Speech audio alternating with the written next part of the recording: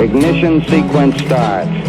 6, 5, 4, 3, 2, 1, 0.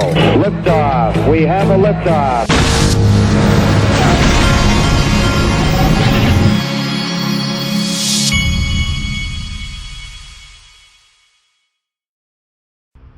Hey everybody, this is the Digital Asset Investor. I'm going to start here. China's ownership of U.S. Treasury debt is down almost $481 billion from the peak levels. The rate of selling is accelerating. For many years, experts always doubted that China would dump our debt because of the impact on their economy and currency. You can see how the line is steepening. China is getting out of U.S. debt and buying gold instead. Well, the Digital Asset Investor, I've told you, this is actually the guys. This is Andy Sheckman, and they're having a sale on silver and gold. These are the two different things that they're doing over at Miles Franklin Precious Metals, who is one of my new sponsors. And I do have a code called DAI Gold, and it is better pricing if you call or email them. You can call them at that number. You can email them at that email address. info@milesfranklin.com. 952-929-7006. Links in the description. There's not a link in the description. Actually, I'm just told you. Now, I predict that coming to a CNBC near you, you're going to see a similar opening to their show before you know it, that's going to be talking about Ripple instead of SoftBank, and it's going to sound something like this. We got some breaking news on the IPO front we got to get to. SoftBank-based ARM launching its IPO roadshow. It's happening today. Leslie Picker has been digging into all the news around it, and she's got more this morning. Good morning. Good morning, Andrew. SoftBank backed ARM, kicking off its roadshow this morning, filing an amended F1, revealing a price range of $47 to $51 per share. I think when I was at the Link to Investor conference, I want to say that Linda P. Jones had gotten up and said that if they put the XRP on the balance sheet, you could be even potentially exceeding these kind of valuations. That's going to be quite an interesting IPO roadshow. The Ripple IPO roadshow, the Ripple announcement of IPO.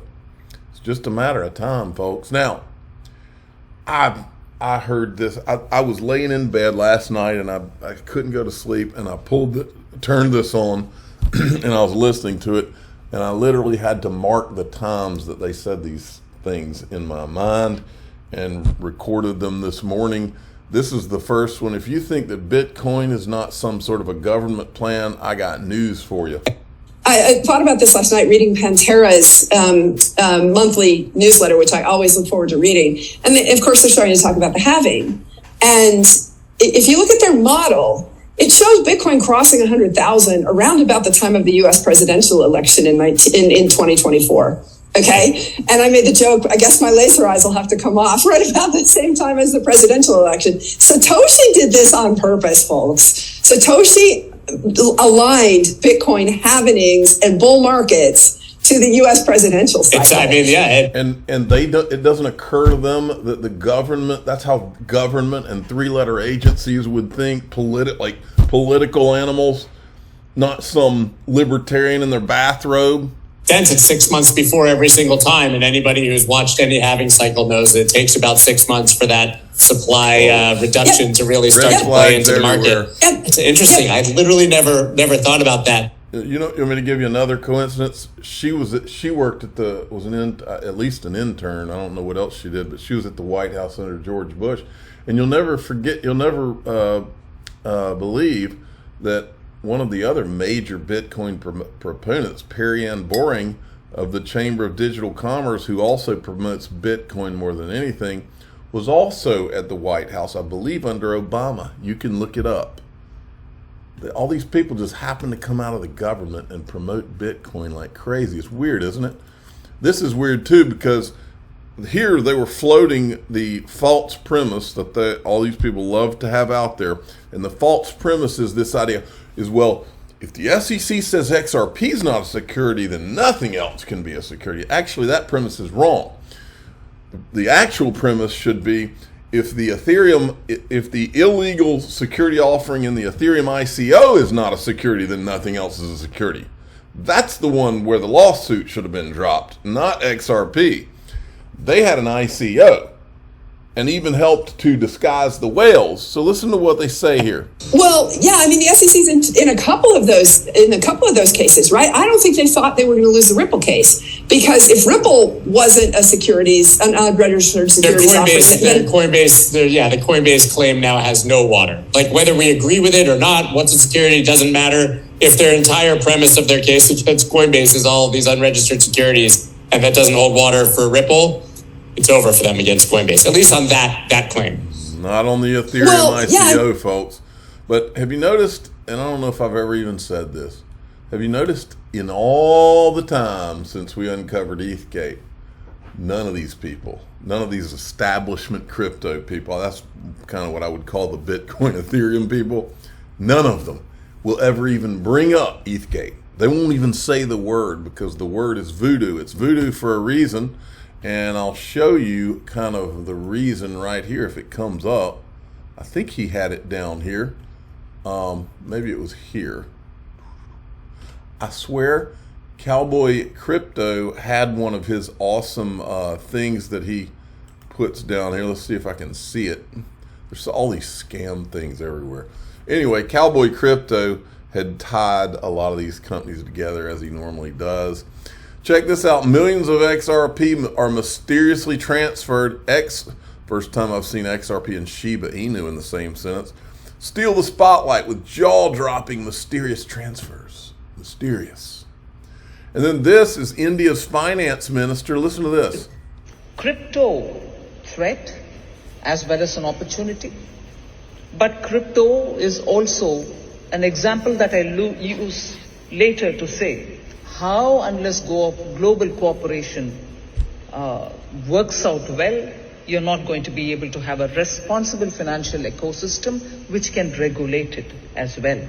So India's presidency has put on table in the G20 issues related to regulating or understanding that there should be a framework for handling issues related to crypto assets. Active discussions are happening. Content-rich papers from institutions like IMF, FSB, OECD are all being discussed on various issues, and on crypto, IMF and FSB have also given their synthesis paper. All right, now we'll put G20 Bombshell on the thumbnail for that. Now, this is interesting because I wanted to show you this. Now, this is from the Financial Stability Board, and you'll see here who's on it, Michael Barr and our old buddy Gary Gensler. That'd probably be a red file, but here, this was on the front of the Financial Stability Board's website. FSB finalizes global regulatory frameworks for crypto asset activities. Now, this is back from I think July, so it's not like some recent thing, but just so you know, the FSB is established as a not-for-profit association under Swiss law and is hosted by BIS under a 5-year renewable service agreement.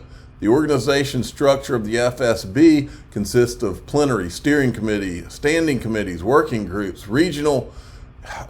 Let me tell you what, my experience in life is when you have this many groups, nothing gets done.